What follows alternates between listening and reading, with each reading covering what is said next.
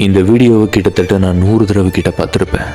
அவ்வளோ தடவை பார்த்தோம் அந்த வீடியோவில் எனக்கு ஒன்று மட்டும் புரியவே இல்லை. அப்படி அந்த மனுஷன் என்னதான் பண்ணாரு? அந்த வீடியோவில் என்ன தப்பா இருக்கு? எப்படா இந்த பஸ்ஸை விட்டு இறங்கி வீட்டுக்கு போய் நம்ம ஃபேமிலியை பார்ப்போம்னு சொல்லி அமைதியாக செவனேன்னு நின்றுக்கிட்டு இருந்த ஒருத்தரை எப்படி இப்படிலாம் பண்ணணும்னு சொல்லி தோணுச்சுன்னு எனக்கு சத்தியமாக தெரியல. இறங்குற வழி பக்கம் நின்னவர் ஒரு தடவை கூட அந்த பொண்ணை திரும்பி பார்க்கவே இல்லை. நீங்கள் எல்லாம் மைன்யூட்டாக நோட் பண்ணால் உங்களுக்கு ஒரு விஷயம் தெரியும். அவர் கையில் ஒரு பேக் வச்சுருப்பார்.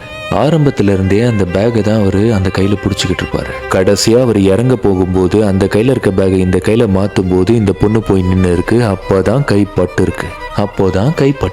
அவராக இன்டென்ஷனலாக அந்த பொண்ணை தொடவே இல்லை. எனக்கு சத்தியமாக புரியல. இதுக்கப்புறம் அவர் மேலே தப்பு இல்லைன்னு சொல்லி ப்ரூவ் பண்ணி எதுவும் ஆக போகிறதில்ல. ஏன்னா அவர் உயிரோட இல்லை. நம்ம நாட்டில் எவ்வளோ பேர் தப்பு பண்ணிட்டு ஃப்ரீயாக சுற்றிக்கிட்டு இருக்கான் ரோட்டில். ஆனால் அநியாயமாக தப்பே பண்ணாத ஒருத்தர் ஏன் சாகணும்? ஒரு லைக்குக்காகவும் வியூஸுக்காகவும் ஃபாலோவர்ஸ்க்காகவும் ஃபேமுக்காகவும். இதுக்கப்புறம் உண்மையாகவே ஏதோ ஒரு சம்பவம் நடந்தா கூட, ஒரு பொண்ணு அதை வீடியோ எடுத்து போட்டா கூட எவனாச்சும் நம்புவானா?